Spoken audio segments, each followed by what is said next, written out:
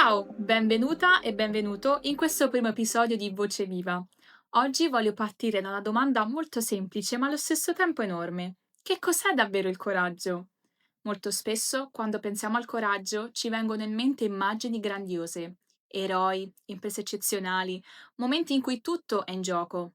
Ma la verità è che il coraggio non vive solo in quelle situazioni estreme. Anzi, la maggior parte delle volte il coraggio è molto più silenzioso, quotidiano e umano. In questa puntata voglio raccontarti una storia molto semplice di una persona comune, che però contiene una lezione potente. E poi voglio condividere con voi una riflessione che saranno la base di tutto il percorso che faremo insieme nei prossimi mesi. Il coraggio non è un superpotere, non è qualcosa che o ce l'hai o non ce l'hai. Il coraggio è una scelta minuscola, quotidiana, spesso invisibile agli altri, ma che cambia tutto dentro di noi. È dire una parola quando sarebbe più facile tacere. È provare una cosa nuova quando la paura ti dice di stare fermo. È mostrarti vulnerabile quando vorresti nasconderti. E anche ascoltare te stesso quando è scomodo. Il coraggio non urla, il coraggio quasi sempre sussurra. Voglio raccontarti la storia di una ragazza che chiamerò Elena. Una storia semplice, come quelle che viviamo tutti, ma che contiene una verità enorme. Elena aveva 29 anni e lavorava nello stesso posto da ben 7 anni. Un lavoro che non odiava, ma che nemmeno amava. Era una di quelle situazioni comode. Stipendio fisso, routine, orari, colleghi che la facevano sentire al sicuro. Eppure ogni mattina, quando si guardava allo specchio, sentiva quella sensazione fastidiosa allo stomaco. Una sensazione che conosciamo tutti. È tutto ok, ma non sono felice davvero. Il problema è che quando la vita è abbastanza ok, è difficilissimo cambiare, perché il rischio sembra enorme e il male minore vince sempre, finché un giorno succede qualcosa di banalissimo.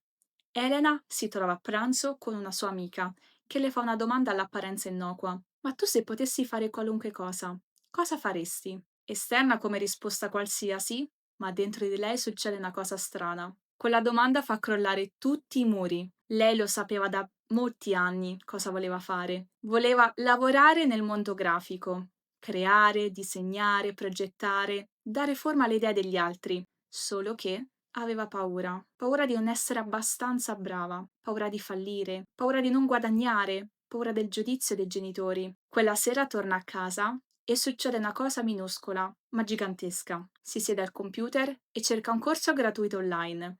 Solo questo, un gesto di 30 secondi. E questo è il primo passo, un passo invisibile a tutti, che nessuno applaude, che non cambia immediatamente la sua vita, ma che cambia il suo intento. Le settimane passano, lei continua a studiare la sera, in silenzio, senza dirlo quasi a nessuno. Non ha ancora lasciato il lavoro, non ha ancora cambiato nulla di fuori. Eppure dentro di lei è cambiato tutto. Arriva un giorno in cui il suo capo le propone un avanzamento di ruolo, uno di quegli upgrade che tutti accetterebbero. Stipendio più alto, responsabilità maggiore.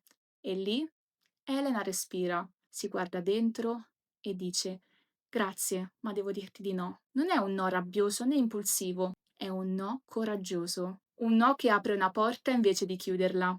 2 mesi dopo presenta le sue dimissioni, si iscrive a un percorso professionale, inizia a fare piccoli lavori freelance il weekend.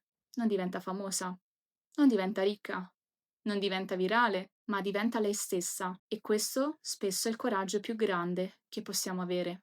La storia di Elena ci mostra una cosa fondamentale.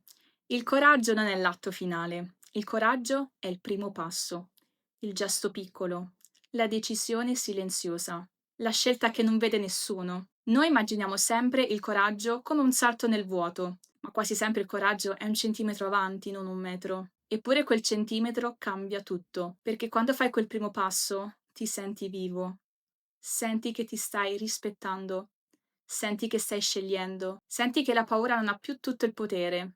Il coraggio non elimina la paura, anzi, il coraggio è decidere che c'è qualcosa di più importante della paura. Allora, oggi voglio lasciarti una domanda. Qual è il primo piccolo passo che puoi fare questa settimana?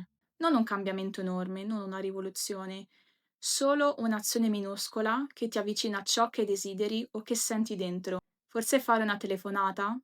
Forse mandare un'email? Forse iscriverti a un corso? Forse parlare con una persona? Forse dire un no o un sì qualunque sia.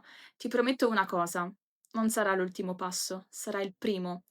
E spesso la vita va proprio così, un passo, poi una volta e un altro ancora. Grazie per aver ascoltato questa puntata. Ci vediamo la prossima settimana con una nuova storia. Ciao!